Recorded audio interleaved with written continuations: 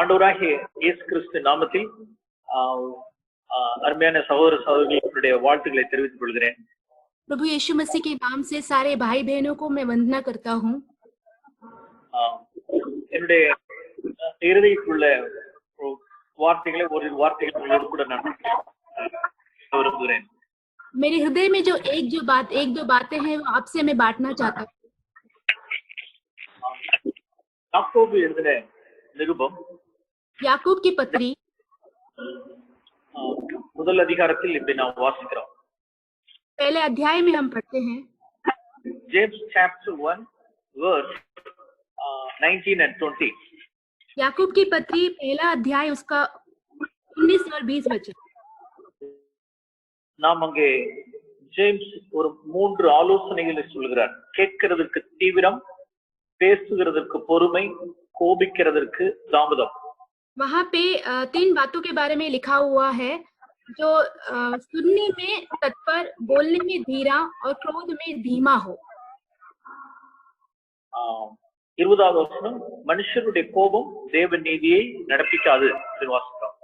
20 वचन में हम पढ़ते हैं, क्योंकि मनुष्य का क्रोध परमेश्वर के धर्म का निर्वाह नहीं कर सकता. ओके, கேட்க தீவிரம், பேச பொறுமை, கோபிக்க தாமதம். सुनने में तत्पर, बोलने में धीरा और क्रोध में धीमा. ஓகே, மனுஷ கோபம் தேவனுடைய எந்த தேவ நீதியும் அது நடப்பிக்காது. पर मनुष्य का जो क्रोध है परमेश्वर की कोई भी धार्मिक पूरा नहीं करती है. விசேஷமாய் முதலாவது புருஷர்களுக்கும் இரண்டாவதாக மனைவிமார்களுக்கும் ஒரு வார்த்தைகளை கூற விரும்புகிறேன். मैं पहली बात पतियों को और पत्नियों को कुछ बातें कहना चाहता हूँ. திமோத்திக்கு எழுதினதான epistle to Timothy, first Timothy chapter 2 verse 8. पहली तिमोथी दूसरा अध्याय उसका 8वां वचन. அங்கே புருஷர்களுக்கு அப்போஸ்தலனாகிய பவுல் சொல்கிற ஆலோசனை 8ஆம் வசனத்தில், புருஷர்கள் கோபமும் தர்க்கமும் இல்லாமல் பரிசுத்தமான கைகளை உயர்த்தி ஜெபம் பண்ண வேண்டும் என்று விரும்புகிறார். तो यहाँ पे प्रेरित पौलुस पुरुषों के लिए कुछ वचन बताते हैं इस तरह कि हर जगह पुरुष बिना क्रोध और विवाद के पवित्र हाथों को उठाकर प्रार्थना किया करे. எப்ப என்னுடைய கைகளை நான் உயர்த்த முடியும் என்றால், எப்பொழுது என்னுடைய கைகள் பரிசுத்த கைகளா இருக்க முடியும், இந்த கான்டெக்ஸ்ட் பிரகாரம் கோபமும் தர்க்கமும் இல்லாத கைகள். तो कब मेरी हाथें जो है जब मैं उठाने के समय पवित्र रहेगा, वो तभी रहेगा इस वचन के आधार पर जब मेरे अंदर कोई विवाद नहीं होगा, कोई क्रोध नहीं होगा. நான் எப்பெல்லாம் கோபப்படுறனோ, எப்பெல்லாம் நான் தர்க்கம் பண்றனோ, குவாரல்சம் புருஷனா நான் இருக்கிறேன் அப்படின்னா, நான் என்னுடைய பரிசுத்தமான கைகளை உயர்த்தி நான் ஜெபம் பண்றதுக்கு தகுதி இல்லாதபடிக்கு போயிடுறேன்.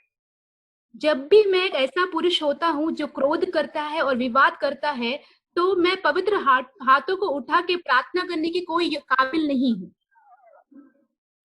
சாத்தானுடைய சேனைகளையும் நாம் எப்ப மடங்கடிக்க முடியும் அப்படின்னா, நம்முடைய பரிசுத்தமான கைகளை உயர்த்தி தான் சாத்தானுடைய சேனைகளை நாம் மடங்கடிக்க முடியும். शैतान की जो सेना है उसको हम कब हरा सकते हैं? तभी हरा सकते हैं जब अपने पवित्र हाथों को उठाकर प्रार्थना करेंगे तभी. ஒரு ஓல்ட் டெஸ்டமென்ட்ல இருந்து ஒரு இலிஸ்ட்ரேஷன் நான் காண்பிக்க விரும்புகிறேன். पुराने नियम से मैं एक दृष्टांत दिखाना चाहता हूँ. Exodus chapter 17. निर्गमन की किताब 17 अध्याय. இஸ்ரவேலர்கள் ரெவிதீம் என்ற இடத்தில் அவர்கள் பாளையம் இறங்கினார்கள். इजराइल जो है रहीबीम नाम के जगह पर उनकी मंडली आ उतरी. அங்குள்ள அந்த கான்டெக்ஸ்ட் நீங்கள் பார்க்கும்படி நான் விரும்புகிறேன். उस वचन को आप देखने के लिए मैं चाहता हूँ. 8ஆம் வசனத்தில் வாசிக்கிறோம், அமலேக்கியர் ரெவிதீமிலே இஸ்ரவேலரோட யுத்தம் பண்ண வந்தார்கள். तो 8 वचन में हम पढ़ते हैं, तब अमालेकी आकर रबीदीम में इस्राएलियों से लड़ने लगे. அப்பொழுது மோசே யோசுவாவை நோக்கி, நான் நாளைக்கு மலை உச்சியில் தேவனுடைய கோலை கையில் ஏந்து கொண்டு நான் நிற்பேன் என்றான். 9वें वचन में तब मूसा ने यहोशू से कहा, हमारे लिए कई एक पुरुषों को मैं परमेश्वर की लाठी हाथ में लिए हुए पहाड़ी की चोटी पर खड़ा रहूंगा, ऐसे मूसा ने कहा. யோசுவா யுத்தம் பண்ண சென்றார், மோசே மலை உச்சியில் ஜெபம் பண்ண சென்றார். यहोशू जो है युद्ध के लिए गया और जो मूसा है वो पहाड़ पर प्रार्थना करने के लिए उसकी चोटी पर चढ़ गया. மோசேயோட ஆரோனும் ஊரும் கூட மலை உச்சியில் ஏறினார்கள். मूसा के साथ अहरोन और हूर उसके साथ पहाड़ी की चोटी पर चढ़ गए. என்ன சம்பவித்தது என்றால், மோசே தன் கைகளை உயர்த்துகையில் அமலேக்கியர்கள் விழுந்தார்கள்.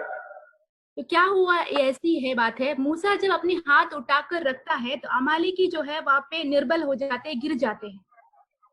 எப்பெல்லாம் மோசேனுடைய கைகள் தாழ்த்தப்பட்டதோ அப்பெல்லாம் அமலேக்கியர்களுடைய கை ஓங்கியது. जब भी मूसा का जो हाथ है वो नीचे होता था तो अमालेक का जो हाथ है वो उठ जाता था. பிரியமானவர்களே, இது ஒரு திருஷ்டாந்தமாய் நம் கண்களுக்கு முன்பாக வைத்துக் கொள்ள வேண்டும். प्रियो, ये एक दृष्टांत के जैसा हमारे आंखों के सामने हमें इसे रखना है. எப்பெல்லாம் நாம் நம்முடைய பரிசுத்தமான கைகளை நாம் உயர்த்துகிறோமோ அப்பொழுதெல்லாம் சத்துருவுடைய சேனைகளை நாம் தாழ்த்த முடியும். जब भी हम पवित्र हाथों को उठाते हैं तब हम शत्रु की सेना को हम नीचे गिरा सकते हैं. அதை சத்துரு விரும்புவதில்லை. वो शत्रु उसको इच्छा नहीं रखता है. அதற்காகவே அவன் அநேக சூழ்நிலைகளில் நாம் மனுஷர்களோடு கூட கோபப்படவும், மனுஷர்களோடு கூட நாம் யுத்தம் பண்ணவும், தர்க்கம் பண்ணவும் நம்மை ஈடுபட வைத்து நம்மை தோல்வியுறச் செய்து நாம் கைகளை உயர்த்த தகுதி இல்லாதவர்களாய் பிசாசு செய்து விடுகிறார். इसलिए बहुत सारी परिस्थितियों पे शत्रु हमें इंसानों के साथ क्रोध करने में, विवाद करने में हमें जुटा देता है ताकि हम अपने पवित्र हाथों को उठाकर परमेश्वर से प्रार्थना नहीं कर पाए. கைகளை உயர்த்துவது என்பது பெரிய விஷயம் அல்ல. हाथों को उठाना जो है वो बड़ी बात नहीं है. அல்லது மோசே கையில கோலை பிடித்திருந்தது காரியம் அல்ல. मूसा के हाथ में जो लकड़ी था उसका भी कोई बात नहीं है. மோசே சாந்த குணம் உள்ளவராய், தர்க்கம் பண்ணாதவராய் அப்படி இருந்ததுதான் காரியம். मूसा जो है शांत व्यक्ति, बिना विवाद के साथ रहता था, वही बात है. நாம் என்னாகும் புஸ்தகம் 12ஆம் அதிகாரத்தில் வாசிக்கிறோம். हम देखते हैं गिनती की पुस्तक 12 अध्याय में. Numbers 12 chapter from verse 1 onwards. गिनती 12 उसका पहले से लेकर. அங்கே ஆரோனை குறித்து நாம் வாசிக்கிறோம். यहाँ पे हारून के बारे में हम पढ़ते हैं. ஆரோனும் மிரியாமும் மோசேயை அவர்களுக்கு விரோதமாய் குற்றப்படுத்தி பேசினார்கள். यहाँ देखते हैं मरियम और हारून जो है मूसा के खिलाफ उसको दोष लगा के बातें करते हैं. என்னவென்றால், கர்த்தர் மோசே கொண்டுதான் பேசினாரோ, எங்களை கொண்டு பேசினதில்லையோ என்றார்கள். वो ऐसे बोल रहे थे, क्या परमेश्वर सिर्फ मूसा के द्वारा ही बात करता है, क्या वो हमसे द्वारा बात नहीं करता? கர்த்தர் அதை கேட்டார் என்று வாசிக்கிறோம். हम यहाँ पढ़ते हैं परमेश्वर ने उस बातों को सुन लिया. மோசே சாந்த குணம் உள்ள ஒரு மனுஷனாய் இருந்தார். मूसा जो है बहुत शांत स्वभाव का व्यक्ति था. அவர்களுக்கு ஒரு பிரதியுத்தரம் அவன் பேசவில்லை. उसको कोई भी उन लोगों ने उत्तर नहीं दिया. கர்த்தர் மோசேக்காக ஒரு வழக்காடினார். जो परमेश्वर है वो मूसा के लिए उन्होंने बात किया. ஆரோன் ஆரம்பத்தில் அருமையான ஒரு சகோதரனாய் இருந்தார். हम देखते हैं हारून को शुरुआत में बहुत ही अच्छा एक भाई था वो. ஆனால் நாட்கள் செல்ல செல்ல செல்ல जैसे ही दिन बीत गए மோசேக்கு கிடைக்கக்கூடியதான அந்த கணத்தை அவனால் பொறுத்துக் கொள்ள முடியவில்லை. मूसा को जो मिल रहा वो उस आदर को उससे वो सहा नहीं गया. ஆரம்பத்திலே ஆண்டவர் சொல்லியிருந்தார் ஆரோனிடத்தில், पहले से ही हारून से परमेश्वर ने बोला हुआ था, நான் உன்னுடைய இளைய சகோதரனாகிய மோசேயுடன் நான் பேசுவேன், அவனுடைய வாயோடு நான் இருப்பேன், அவன் உனக்கு தேவனாய் இருப்பான், அவனுடைய லீடர்ஷிப்புக்கு கீழே நீ இருக்கணும் அப்படின்னு சொன்னார். तो हारून को परमेश्वर ने बोला था पहले ही कि तुम्हारा जो छोटा भाई है मूसा, मैं उसके संग रहूंगा, मैं उससे बातें करूंगा, वो तुम्हारे उसके अधीनता में तुम्हें रहना है, वो तुम्हारे ऊपर रहेगा। ऐसे ஆரம்ப நாட்களில் ஆரோனுக்கு அது சந்தோஷமா இருந்தது. शुरुआती समय में हारून के लिए ये बहुत खुशी की बात हुआ करती थी। என்னுடைய இளைய சகோதரனாகிய மோசேயினுடைய லீடர்ஷிப்புக்கு கீழே நான் அண்ணனாக இருந்தாலும் நான் கீழே சப்மிட் பண்ணி இருக்கிறேன்னு சந்தோஷமா இருந்தான். अगर मेरा जो छोटा भाई है मूसा, वो लीडर बनकर उसकी अधीनता में मैं रह भी लूंगा तो भी बहुत ही खुश रहूंगा, वो अधीनता में रहूंगा, ऐसे बोलकर खुश था वो। ஆனால் நாட்கள் செல்ல செல்ல जैसे ही दिन बीतने लगे, மோசேயினுடைய லீடர்ஷிப்புக்கு கீழே ஆரோன் இருக்கிறதுக்கு விருப்பம் இல்லை. मूसा के जो उस लीडरशिप के नीचे रहने के लिए हारून को इच्छा नहीं थी फिर, அதனால் அவன் குற்றப்படுத்துகிறதுக்கு வகை தேடினான். इसलिए उस पे दोष लगाने के लिए वो बातें ढूंढ रहा था। எந்த விஷயத்தை குற்றப்படுத்தினான் என்றால் அவனுடைய ஃபேமிலி இஷ்யூல அவனுடைய மேரேஜ் இஷ்யூவை எடுத்து அவன் குற்றப்படுத்தினான். इस विषय में दोष लगाया कहेंगे तो उसकी जो परिवार में जो चल रही थी बातें, उसकी जो शादी के विषय में वो उस पर दोष लगाने लगा। ஆக்சுவலா அமலேக்கியர்களுக்கு விரோதமாய் மலை உச்சியில் யார் ஜெபம் பண்ணியிருந்திருக்க வேண்டும் என்றால், अमालेक के विरुद्ध में उस पहाड़ी चोटी पर किसको प्रार्थना करना चाहिए ऐसे पूछेंगे तो ஆண்டவர் ஆரோனிடத்துல சொல்லி இருந்திருக்கணும். ஆக்சுவலா ऐसे देखेंगे तो परमेश्वर जो है हारून को बोलना चाहिए था ये बात, ஏனென்றால் क्योंकि அவன் ஆசாரியன். वो जो है एक पढ़ाने वाला था, सिखाने वाला था, அவன் அனாயிண்டட் பிரதர், वो एक अभिषिक्त भाई था, எல்டர் பிரதர், वो एक बड़ा भाई था, elder one, anointed one, high priest. அவன் தான் ஜெபம் பண்ணி இருந்திருக்கணும். वो एक बड़ा भाई है, अभिषेक से भरा हुआ है और महायाजक है, वही प्रार्थना करना चाहिए था। ஆனால் எப்பொழுது தன்னுடைய சகோதரனை அவன் குற்றப்படுத்தி அவனுக்கு விரோதமாய் பேசினானோ அப்பொழுதே அவன் ஜெபம் பண்ணுவதற்கு வேண்டிய தகுதியை அவன் இழந்து விட்டான். जब उसने भाई के खिलाफ दोष लगाकर जब उसकी बातें की, तभी वो प्रार्थना करने की जो योग्यता है उसने खो दिया उसको। ஆண்டவர் ஆரோன்ட்ட சொல்லவே இல்லை, परमेश्वर ने हारून को बोला ही नहीं कुछ। ஆரோன் மேல நம்பிக்கை இல்லை, அவர் மேல हारून पे बिल्कुल भी उनको यकीन था ही नहीं। ஏற்கனவே ஆரோன் மேல ஏன் நம்பிக்கை இல்லாம போயிடுச்சு என்றால் அவன் பொன் கன்றுக்குட்டியை செய்வதற்கு கவராய பிடித்தவன். அவன் हारून के ऊपर परमेश्वर को क्यों विश्वास नहीं था ऐसे बोलेंगे तो वो इस कारण कि वो जो सोने का बछड़ा बनाने के लिए वो इस्राएल जन के संग था, इसके लिए। அருமையான சகோதரர்கள், அருமையான புருஷன்மார்கள், इसलिए प्रिय जो पुरुष लोग है, भाई जो है, நாம் அபிஷேகப்பட்டவர்களா இருக்கலாம், हम अभिषेक से पाए हुए होंगे, ஆரம்பத்தில் நம்மளுடைய மினிஸ்ட்ரி அருமையான ஒரு மினிஸ்ட்ரியா வந்திருந்திருக்கலாம், शुरुआत में हमारी जो सेवकाई है बहुत अच्छी सेवकाई रही होगी, ஆனால் நாம் எங்கெல்லாம் நாம் கோபப்பட்டு தர்க்கம் பண்ணுகிறோமோ, குற்றப்படுத்துகிறோமோ, விரல் நீட்டுகிறோமோ தகுதியை நாம் இழந்து விடுகிறோம். जब भी हम क्रोध करते, विवाद करते, अपनी उंगली उठाते हैं, तब सब हम अपनी जो योग्यता है उसको हम खो देते हैं वहां।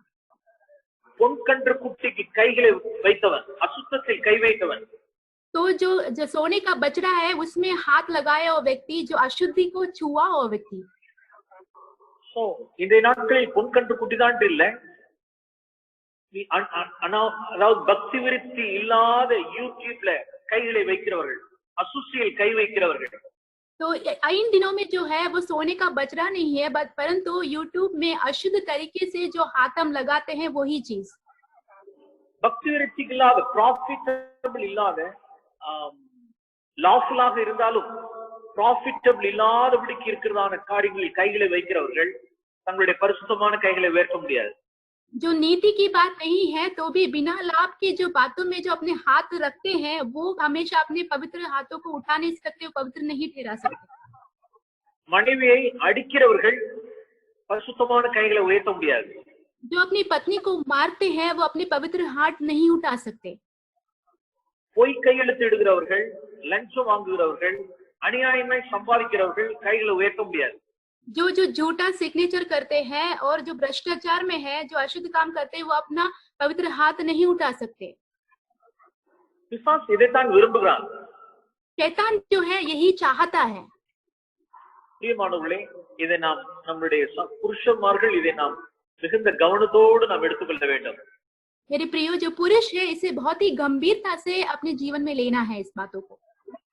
ஆரோன் அந்த பரிசுத்தமான கைகளை உயர்த்தி ஜெபிப்பதற்கு அவன் அந்த மகிமையான ஸ்தானத்தை அவன் இழந்து விட்டான். हारून अपने पवित्र हाथ उठाकर प्रार्थना करने का उस महिमा के स्थान को उसने खो दिया. மோசேக்கு ஒரு சப்போர்ட்டிங் பிரதரா தான் இருந்தான். मूसा के लिए एक सहायक भाई के जैसा ही था वो. ஆனால் மோசேயினுடைய கைகளை உயர்த்துற பொழுது அமலேக்கியர்கள் மடங்கடித்தார்கள் என்று நாம் வாசிக்கிறோம். हम पढ़ते हैं वहां जब मूसा अपना हाथ उठाता है तो अमलेक जो है हार जाता था. அருமையான புருஷன்மார்கள் சகோதரர்கள், நாம் எப்பொழுதுமே நம் கண்களுக்கு முன்பாக இந்த காரியத்தை நாம் வைத்துக் கொள்வோம். इसलिए प्रिय भाइयों और पुरुषों, हमारी आंखों के सामने इस बातों को हमें रखना है हमेशा. அப்போஸ்தலனாகிய பேதுரு தன்னுடைய நிருபத்தில் in his epistle, first letter, 3rd chapter, verse 7, we read like this. प्रेरित पौलुस, 3rd chapter, verse 7. which book brother? First Peter, chapter 3, verse 7. पहला पत्रस 3 अध्याय 7 वाक्य. அதிலே நாம் உங்களுடைய ஜெபங்களுக்கு தடை வராதபடிக்கு மனைவியானவளுக்கு செய்ய வேண்டிய கணத்தை செய்யுங்கள் என்று வாசிக்கிறோம். यहाँ पे हम लिखा हुआ है, अपनी जो प्रार्थना के लिए रुकावट ना हो, इसलिए अपनी पत्नियों के लिए जो अच्छे काम करने हैं उसको करो. அவர்களுடன் நாம் விவேகத்துடன் we have to live in an understanding way அப்படின்னு வாசிக்கிறோம். वहां पे उनके साथ एक समझदारी के साथ हमें रहना है, ऐसे हम वहां पढ़ते हैं. அது என்ன விவேகம் என்றால், वो समझ क्या है? ஒரு ஆஸ்பெக்ட்ல நாம் நீடிய சாந்தமா இருக்கிறது தான் விவேகம். हम एक तरीके से बहुत ही शांत रहना ही हमारी समझ है. நாம் விவேகத்துடன் அவர்களுடன் வாழணும். हमें एक समझ और विवेक के साथ उनके साथ रहना है. அவர்கள் பலவீனமான பாண்டமா இருக்கிறபடியால் அவர்களுக்கு கனத்தை நாம் செய்ய வேண்டியவர்களா இருக்கிறோம். वो एक निर्बल पात्र है जानकर उसको आदर करने वाले हम होने चाहिए. Proverbsல நான் காண்பிக்க விரும்புகிறேன்.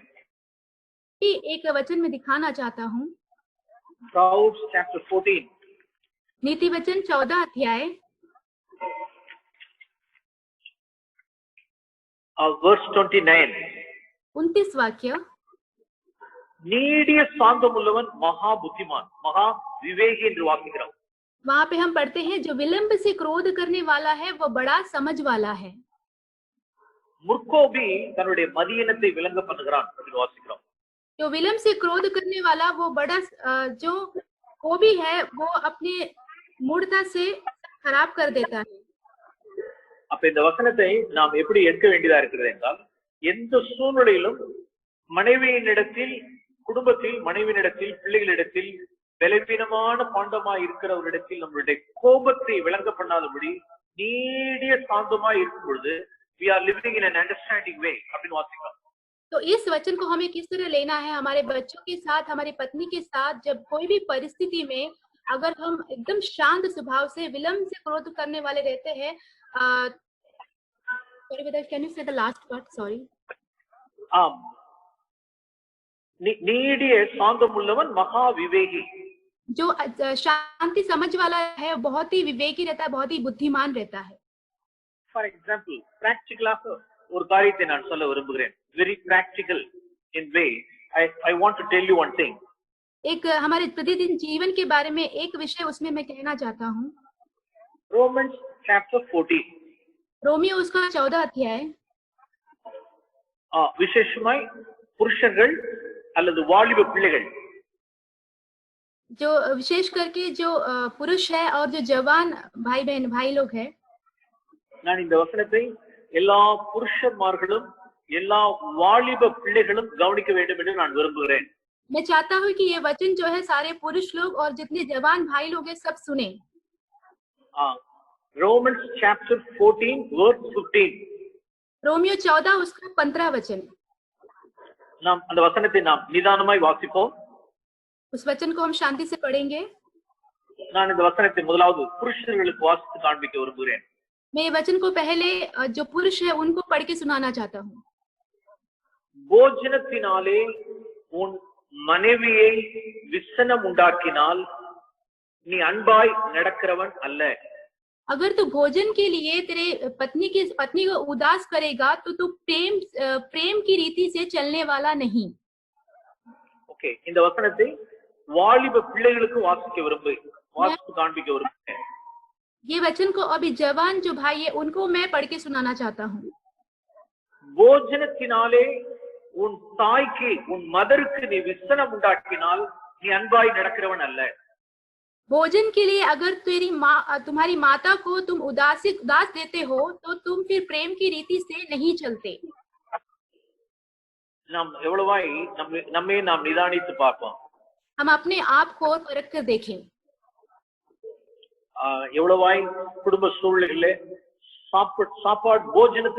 சாப்பாட்டுக்காக எவ்வளவாய் மனைவியை விசனப்படுத்துகிறவர்கள், தாயை விசனப்படுத்துகிறவர்கள், கோபப்படுத்துகிறவர்கள் இருக்கார்கள். तो हम देखते हैं खाने के लिए कितने लोग ऐसे हैं जो अपनी पत्नी को, अपनी माँ को जो बहुत उदास कर देते उस विषय में। फॉर एग्जाम्पल நமக்கு நம்மளுடைய டேஸ்ட் பட்க்கு ஏற்ற ஆகாரமாய் இல்லாதிருக்கிற சூழ்நிலையில், उदाहरण के तौर पे जब जैसा हमें स्वाद चाहिए वैसा जब स्वाद का खाना जब नहीं होता है तभी, அல்லது ஏற்ற சைட் டிஷ் மற்ற காரியங்கள் இல்லாதிருக்கிற சூழ்நிலையில், अगर कोई जो साइड डिश जो है वो हमारे पास जब नहीं रहता है तभी, அல்லது சற்று சால்ட் குறைவாவோ இருக்கோ அல்லது கூட இருக்கோ இல்ல டேஸ்ட் குறைவாவோ கூட போயிடுச்சு அப்படின்னா, அப்படிப்பட்ட சூழ்நிலைகளில் कभी नमक कम या नमक ज्यादा या स्वाद ज्यादा या स्वाद कम, ऐसी परिस्थितियों में நம்மளுடைய மனைவியையும் அல்லது பிள்ளைகள் தங்களுடைய தாயையும் விசனம் உண்டாக்கினால் வேதம் சொல்லுகிறது நீ அன்பாய் நடக்கிறவன் அல்ல. ऐसी परिस्थिति में अगर अपनी पत्नी को या तो फिर माता को अगर कोई उदास करता है तो उसको परमेश्वर कहता है तो प्रेम की रीति से चलने वाला नहीं है। நாம் இயேசுவை நாம் நோக்கி பார்க்கணும். हम यीशु की ओर देखते हैं। இயேசுவுக்கு சாப்பாடு ஜீவன் அல்ல. यीशु मसीह के लिए जो खाना है वो उनका जान नहीं है। அவர் சாப்பாட்டுக்கெல்லாம் அவர் மரித்தவராய் இருந்தார். खाने के लिए वो मरे हुए थे। பிரியமானவர்களே, இது போன்ற விஷயங்களில் நாம் இன்னும் சாப்பாட்டுக்காக போஜனத்தில் டைனிங் டேபிள்ல தன்னுடைய முகத்தை மனைவியிடத்தில் காண்பிக்கிறவர்கள், கோபமான முகத்தை காண்பிக்கிறவர்கள் இன்னும் நம்ம மத்தியில் உண்டு। अभी भी भाइयों हमारे बीच में जो खाने के समय उस टेबल पे खाने के लिए अपने जो चेहरे की उदासी जो है, क्रोध जो है पत्नी की ओर दिखाने वाले अभी भी है हमारे बीच। அதற்காக முறுமுறுக்கிறவர்கள், குறை சொல்லுகிறவர்கள், उसके लिए कुड़कुड़ाने वाले लोग, उसमें कमी दिखाने वाले लोग, இவர்களெல்லாம் தங்களுடைய பரிசுத்தமான கைகளை உயர்த்த முடியாது। वो सब लोग अपने पवित्र हाथों को उठा नहीं सकते। இப்படிதான் நம்மளுடைய ஜீவிதத்துல இவ்வளவு காரியங்கள்ல நாம் என்ன செய்ய வேண்டியதா இருக்குன்னா, நாம் கோபமும் தர்க்கமும் இல்லாதபடிக்கு நம் குடும்பத்தில் நம்மளுடைய நீடிய சாந்தமாய் விவேகமாய் அவர்களுடன் வாழ வேண்டியது இருக்கிறது। ऐसे ही हमारे जीवन के परिस्थितियों में बिना क्रोध के, विवाद के, विलंब से क्रोध करके एकदम शांति के साथ हमारे जीवन में हमें रहना है। पुरुषர்கள் மாத்திரமல்ல, सिर्फ पुरुष ही नहीं, First Peter chapter 3, again we will turn to that first chapter, First Peter 3rd chapter। पहला पत्रस 3 अध्याय में वापस जाएंगे। अनेक சகோதரிமார்கள், அநேக மனைவிமார்கள் இந்த வசனத்தை ஜபங்களுக்கு தடை வராதபடிக்கு என்ற வசனம் புருஷர்களுக்கு சொல்லப்பட்டிருக்கிறது என்று எண்ணுகிறார்கள்। बहुत सारी पत्नियां ऐसे सोचते हैं प्रार्थना को प्रार्थना के लिए विलंब ना हो, उसको पढ़कर ये पतियों के लिए है, ऐसे वो सोचते हैं। ஜபங்களுக்கு தடை வராதபடிக்கு புருஷர்கள் சொன்னப்பட்டபடினால இந்த வசனம் புருஷர்களுக்கு நிறைய பேர் நினைச்சிட்டு இருக்காங்க। जब प्रार्थना में विलंब ना होने के लिए ये सारे जो वचन है पुरुषों के लिए कहा गया है, ऐसे बहुत सारे लोग सोचते हैं। नो, சகோதரிகள் அப்படி நீங்க எண்ணக்கூடாது. पत्नियों बहनों, आप लोग ऐसा सोचना नहीं चाहिए। முதல் 6 வசனங்கள் மனைவிமார்களுக்கு சொல்லிட்டு அதுக்கப்புறம் தான் ஆவியானவர் 7வது வசனத்துக்கு புருஷர்களுக்கு சொல்லி இருக்கிறார். हम देखते हैं पहले से लेके 6 वाक्य तक पत्नियों के लिए बोलने के बाद ही पवित्र आत्मा जो है 7वां वचन जो पतियों के लिए कहा गया है। ஃபார் எக்ஸாம்பிள் 4வது வசனத்தில் उदाहरण के तौर पे 14वां वचन में மனைவியானவளுக்கு எது அலங்காரம் என்றால் சாந்தமும் அமைதியிலும் உள்ள ஆவிதான் அவளுடைய அலங்காரம் சொல்லப்பட்டிருக்கு. तो पत्नियों के लिए क्या भूषण है, वैसे लिखा हुआ है नम्रता और मन की दीनता ही उसकी सजावट है। அந்த மனைவிமார்களுக்கு அந்த சாந்தமும் அமைதியிலும் உள்ள ஆவி இல்லாத பட்சத்தில் அவளுடைய ஜெபமும் கேட்கப்படாது. अगर पत्नियों के पास वो नम्रता और मन की दीनता नहीं है, वो शांति नहीं है, तो उसकी भी प्रार्थना सुननी नहीं जाएगी। இப்படிதான் நாம் வேதத்தை நாம் எடுக்கணும். ऐसे ही वचन को हमें लेना है। மனைவியானவள் சாந்தம் அமைதலாய் இருக்க வேண்டும். புருஷனானவன் தன்னுடைய மனைவி பலவீனமான பாண்டம் என்று அவளுக்கு கனம் செய்ய வேண்டும். அப்பொழுதுதான் இருவருடைய ஜெபமும் கேட்கப்படும். जो पत्नी है वो नम्रता और मन की दीनता से होना चाहिए, और जो पति जो है वो एक बलहीन पात्र है ऐसे सोचकर उसके साथ बुद्धिमानी के साथ तो ही वो दोनों का पवित्र हाथ वो उठा सकते हैं। அப்பொழுதுதான் அவள் இருவரும் சேர்ந்து சத்துருடைய கிரியைகளை கட்ட முடியும். तभी वो दोनों मिलकर शैतान की सारी जो बातें हैं उसको बांध सकते हैं। இங்கே நாம் 6வது வசனத்தில் சாராளை குறித்து நாம் வாசிக்கிறோம். 6 वचन में हम सारा के बारे में पढ़ते हैं। சாராலும் ஆவியானவர் அவரை கோட் பண்ணியிருந்தாலும் சாராலும் பெர்ஃபெக்ட் எக்ஸாம்பிள் அல்ல. हम देखते हैं पवित्र आत्मा सारा को यहाँ दर्शाया है, परंतु वो एक सिद्ध उदाहरण नहीं है। यहाँ அருமையான சகோதரிகளுக்கு பெர்ஃபெக்ட் எக்ஸாம்பிள் ஜீசஸ் தான் பெர்ஃபெக்ட் எக்ஸாம்பிள். हमारी प्यारी बहनों के लिए यीशु मसीह ही जो है सिद्ध उदाहरण। சகோதரிமார்கள் ஒரு வசனத்தை மனைவிமார்கள் இந்த வசனத்தை பார்க்க நான் விரும்புகிறேன். पत्नियां जो है एक वचन को देखने के लिए मैं चाहता हूँ। जेनेसिस चैप्टर 16 उत्पत्ति की किताब 16 अध्याय वर्स 5 वचन। சாராய் தன் புருஷனாகிய ஆபிரகாமை நோக்கி சொன்ன வார்த்தைகள். सारा जो है अपना जो पति अब्राहम को देख के एक बातें कहती है। இது சாந்தமும் அமைதியிலும் உள்ள ஆவி அல்ல. नम्रता और दीनता की आत्मा नहीं है। எனக்கு நேரிட்ட அநியாயம் உன்மேல் சுமரும். मेरे साथ जो अन्याय हुआ है वो तुम्हारे ऊपर तेरे सिर पर होगा। எந்த அளவுக்கு தன் புருஷனோடு கூட உண்டான தர்க்கம் பண்ணுகிற ஒரு வார்த்தை, கோபத்தோடு சொன்ன வார்த்தை, अपने पति के साथ विवाद के साथ क्रोध के साथ कही हुई बातें। எனக்கு நேரிட்ட அநியாயம் உன்மேல் சுமரும். मुझ पर जो उपद्रव हुआ है वो तेरे सिर पर होगा। இந்த அடிமை பெண் என்ன அற்பமா எண்ணுகிறாள். ये जो गुलाम स्त्री है वो मुझे एकदम तुच्छ समझती है। இதெல்லாம் நீங்க பார்த்துக்கிட்டு இருக்கீங்க இல்ல? ये सब तुम देखते बैठे हो, है ना? நான் அந்த அடிமை பெண்ணை உங்களிடத்துல கொடுத்தேன், அவ என்ன அடிமையா நடக்கிறா, இதெல்லாம் கண்டு காணாதபடிக்கு நீங்க சும்மா பார்த்துக்கிட்டே இருக்கீங்களா? அப்ப நீங்க ये दासी को मैंने तुम्हारे हाथ में दिया और वो मुझे अपनी दासी बनाकर ऐसा व्यवहार करती है, ये सब आप देखते बैठे हो ना? இப்படிதான் அநேக சூழ்நிலைகள்ல நம்மளுடைய மனைவிமார்கள் இப்படி பேசிட்டு இருக்காங்க. ऐसी परिस्थितियों में हमारी पत्नियां भी ऐसे ही बोलती बैठी हैं। இந்த குடும்பத்துல நான் உங்களுடைய என்னுடைய இன்லானால, என்னுடைய மதர் இன்லானால, என்னுடைய பிரதர் இன்லானால, சிஸ்டர் இன்லால நான் இவ்வளவா நான் பாதிக்கப்படுறேன், நீங்க அதை பார்த்துட்டு சும்மா இருந்துட்டு இருக்கீங்கன்னு சொல்லிட்டு புருஷனை சார்ஜ் பண்ற மனைவிமார்களும் உண்டு நம்ம மத்தியில்.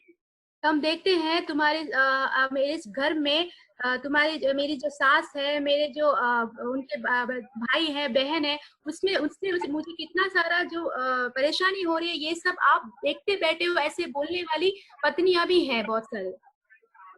இந்த குடும்பத்துல நான் ரொம்ப அற்பமாய் அலட்சியம் பண்ணப்படுகிறேன். நான் இந்த குடும்பத்துல इस परिवार में मुझे तुच्छ समझा जा रहा है, मुझे बहुत निंदा किया जा रहा है। இதுக்கெல்லாம் காரணம் நீங்க தான்। इन सब का कारण आप ही हो। இதுக்கெல்லாம் நீங்க பாத்துக்கிட்டு வேடிக்கை பார்த்துட்டு இருக்கீங்க। ये सब आप ऐसे ही देखते ही बैठे हो सिर्फ आंखों से। இத நான் வந்து கர்த்தர் மாத்திரம் நம் மத்தியில் வந்து நியாயம் தீர்ப்பார் என்றால் நிச்சயம் உங்களதான் ஆண்டவர் குற்றப்படுத்துவார் அப்படின்னு பேசுறார். अगर परमेश्वर आके हमारे बीच में न्याय करेगा तो परमेश्वर तुम्हें ही न्याय करेगा, ऐसी ही बोलती हैं. See the last verse, last part of the verse, கர்த்தர் எனக்கும் உமக்கும் நடு நின்று நியாயம் தீர்ப்பாராக. यहाँ पे लिखा हुआ है परमेश्वर तेरे और मेरे बीच में खड़ा होकर न्याय करे इस बात का. இது வந்து ஒரு சாராள்கிட்ட இருந்ததான ஒரு ஸ்ட்ரேஞ்ச் கான்ஃபிடென்ஸ். இது ये हम देखते हैं सारा के पास उसके खुद पे जो आत्मविश्वास था वो दिखाता है. डियर सिस्टर, இப்படிப்பட்ட ஸ்ட்ரேஞ்ச் கான்ஃபிடென்ஸ் வைக்க கூடாது. मेरे प्रिय बहनों, ऐसे जो सेल्फ कॉन्फिडेंस है, ये जो आत्मविश्वास है, आपको अपने पास रखना नहीं है. அவங்க என்ன நினைச்சிட்டு இருக்காங்கன்னா கர்த்தர் தாம் பக்கம் தான் இருக்காங்கன்னு நினைச்சிட்டு இருக்காங்க. वो क्या सोच रहे हैं? परमेश्वर उनके ही तरफ है, ऐसे वो सोच रहे हैं. என்னுடைய என்கிட்ட நியாயம் இருக்கு, என்கிட்ட ஜஸ்டிஸ் இருக்கு, என்கிட்ட ரைட் இருக்கு, நான் இந்த குடும்பத்துல நான் ரொம்ப சஃபர் ஆகுறேன், கர்த்தர் நடு நின்று நியாயம் தீர்த்தா நான் தான் ரைட் அப்படின்னு நினைச்சிட்டு இருக்காங்க. मेरे पास सही है, मेरे पास न्याय है, अगर परमेश्वर खड़ा रहेगा तो मेरे ही लिए खड़ा रहेगा, मेरे लिए न्याय करके देगा, ऐसे वो सोच के बैठे हैं. இன்னும் சில மனைவிமார்கள், இன்னும் சில சிஸ்டர்ஸ் எந்த அளவுக்கு கூட இருக்கிறாங்கன்னா, வரீங்களா அப்படிங்கிறாங்க. எல்டர்ஸ்ட போவோமா, நம்மளுடைய நியாயத்தை எல்லாம் சொல்லுமா போலாமா அப்படிங்கிறாங்க. अभी जो और भी जो बहनें हैं, जो पत्नियां हैं, ऐसी भी है जो कहती हैं कि चलो हम अपने प्राचीन के पास जाएंगे, वहां पे जाके अपना न्याय करेंगे, कि चलो जाएंगे, ऐसे कहने वाले. நீங்க ரைட்டா நான் ரைட்டாங்கிறது எல்டர்ஸ்ட போய் பேசிடுமா, வரீங்களா அப்படிங்கிறாங்க. मैं सही हूँ कि आप सही हो, ये जाके हमारे प्राचीन से जाके बात करेंगे, चलो ऐसे बोलने वाले. இப்படிப்பட்டவர்களுக்கு எல்லாம் நான் ஒரே வார்த்தையில சொல்லுவேன், ऐसे लोगों को मैं सिर्फ एक ही बात कहूंगा. இப்ப இப்படியே கற்பனை பண்ணி பாப்போம். आप ऐसे ही सोच के देखें. இப்ப கர்த்தர் நடுவே அவங்க ரெண்டு பேருக்கு இடையில வந்துட்டாரு. கர்த்தர் வந்துட்டார். ऐसे सोचो कि परमेश्वर आपके दोनों के बीच में आके खड़ा हो गया. சாராய் என்னமோ ஜட்ஜ்மெண்ட் சொல்றதுக்காக என்ன கூப்பிட்டிருந்தியே, நான் வந்துட்டேன், என்ன விஷயம் சொல்லு பாப்போம் அப்படிங்கிறாங்கன்னு வச்சுக்கோ. परमेश्वर कहेंगे, हाँ सारा, तुम मुझे न्याय करने के लिए बुला रही थी, क्या है वो बात, अब बताओ, ऐसे वो कहेंगे. ஓகே, இப்போ உடனே தன்னுடைய எல்லா காரியங்களையும் சொல்றாங்க.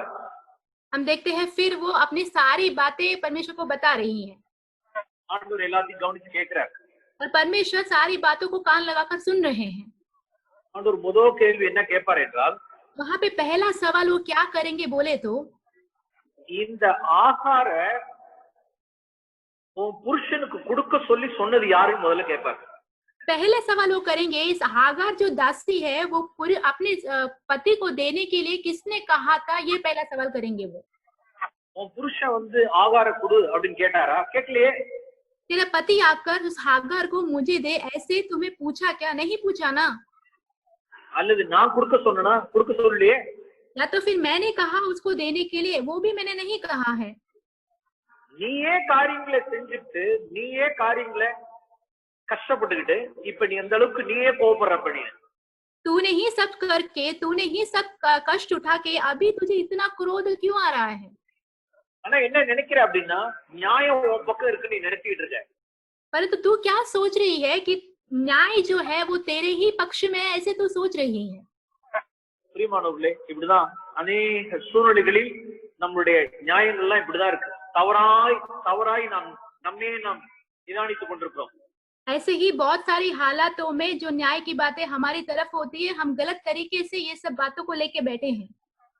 இதனுடைய விளைவு என்னவென்றால், நாம் சத்ருவை ஜெயம் கொள்ள முடியாது. इसका परिणाम क्या होगा? यही होगा कि हम शत्रु के ऊपर जय नहीं पा सकेंगे. இப்படி கோபத்தோடும் புருஷனிடத்தில் தர்க்கம் பண்ணுகிறவர்களா இருப்போமானால், பிரியமானவர்களே, நாம் சத்ருவை, அமலேக்கியர்களை, மாம்சத்தினுடைய ஆசை இச்சைகளை நாம் வீழ்த்த முடியாது. अगर हम ऐसे ही क्रोध के साथ और विवाद के साथ अपनी पतियों के साथ रहेंगे तो अमालिक को, शारीरिक शक्तियों को, सारे शैतान की शक्तियों को, उसके ऊपर हम जय नहीं पा पाएंगे. பேதுரு தன்னுடைய நிருபத்தில் முதலாவது, சகோதரிமார்கள், அமைதலும் சாந்தமுள்ள ஆவியினால் உங்களை அலங்கரித்துக் கொள்ளுங்க. पतरस ने अपनी पत्रिका में लिखा, जो पत्नियां हैं नम्रता और दीनता की जो भूषण है उसे अपने आप को उसका श्रृंगार कर ले, ऐसा उन्होंने कहा। புருஷர்கள் மனைவியிடத்தில் விவேகமா வாழ்ங்க. पति जो है अपने पत्नी के साथ बुद्धिमानता से रहो, ऐसा। இருவரும் சேர்ந்து இயேசு கிறிஸ்துவினுடைய அடிச்சுவடுகளை பின்பற்றுங்க. दोनों मिलकर यीशु मसीह की जो पैर के चरणों की जो बात, उनकी पैरों की जो उनके फुटस्टेप को पीछा करो, ऐसे उन्होंने कहा। அவர் வையப்படும் பொழுது பதில் வையவில்லை. Sorry brother, can you repeat it? Sorry. அவர் வையப்படும் பொழுது பதில் வையவில்லை. Can you say it in English? Sorry.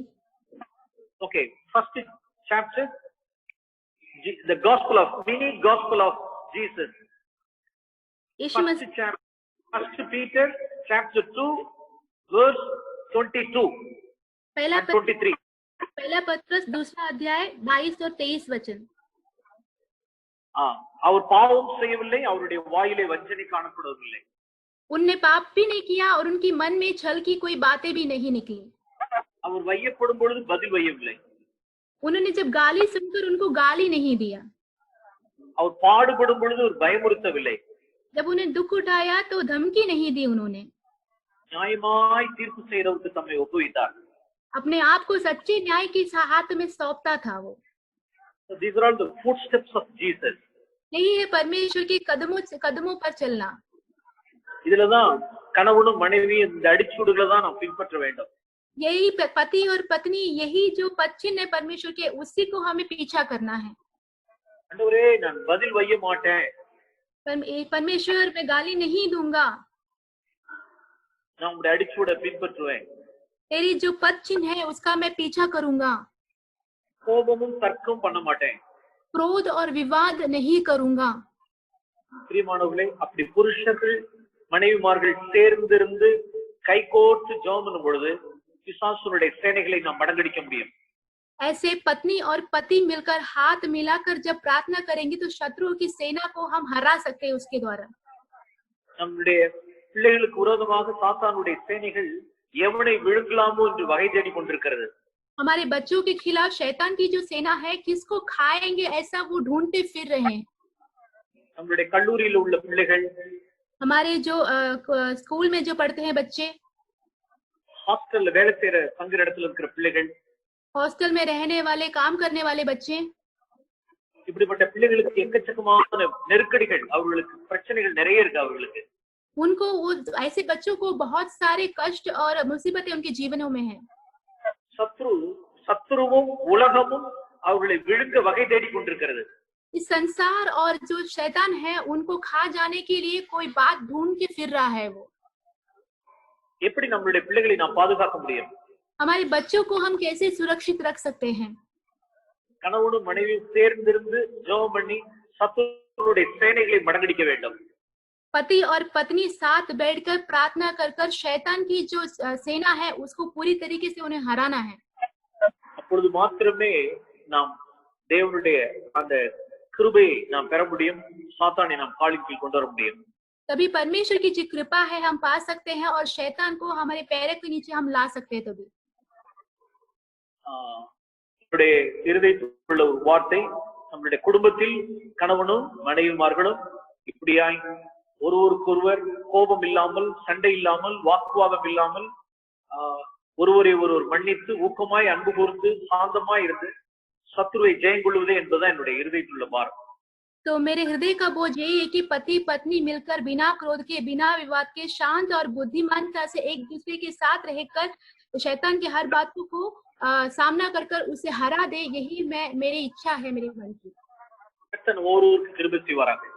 परमेश्वर सभी को एक कृपा करे। आमीन। Sister, thank you for your translation. I'm sorry brother. Thank you. We thank you, brother, for coming and sharing the word of God with us. Thank you. Praise God that God has given us an anointed word. So we must take heed to it as brothers and sisters, husbands and wives. Let us live in fellowship with the Lord. Throw away all anger and all our faith, so that the name of the Lord be glorified and our families and our church will be kept safe. All depends upon you and me, brothers and sisters. So let us do our part and live for the glory and praise of the same in these last and evil days, so the name of the Lord will be glorified. We want to ask, thank our brothers. Thank you, Father, for sending our dear brother Victor, Lord, to give us this message. Help us, Lord, to take it to heart. And really, Lord God, free us from all the spirit of evil and sin in our own life. That truly, Lord, there will be holy hands in our life, humble hearts. That your name will be glorified, Lord, in each one of our lives, Lord. And the church will be built, Lord, against which the gates of hell will not prevail. Hallelujah, Lord, we worship you, we praise you, and thank you, Lord, that you are on our side, Lord, to speak to our hearts, to cleanse us from all unrighteousness, Lord. Thank you, Lord. We bless you and praise you, Father. Thank you in Jesus' name. Amen. Thank you, brother. We all bless you, and yeah, we are happy to have you, and we hope there will be more occasions for us to come and have fellowship. Thank you. So bless your family, Please. and we normally have. It's a privilege. Yes, tell me. It's privilege. Oh, Yes, your preview. Okay. Yeah, initially there was a little problem or audio, but then next time we will settle it up again. Thank you so much. Okay then. Thank you. From the church, and there are other brothers from different places also. So we want all of us thank you for that, and pray for us when you remember. Sure. Okay. Thank you. Thank you. Thank you, brother. Thank you. Thank you, Pardaman. Thank you.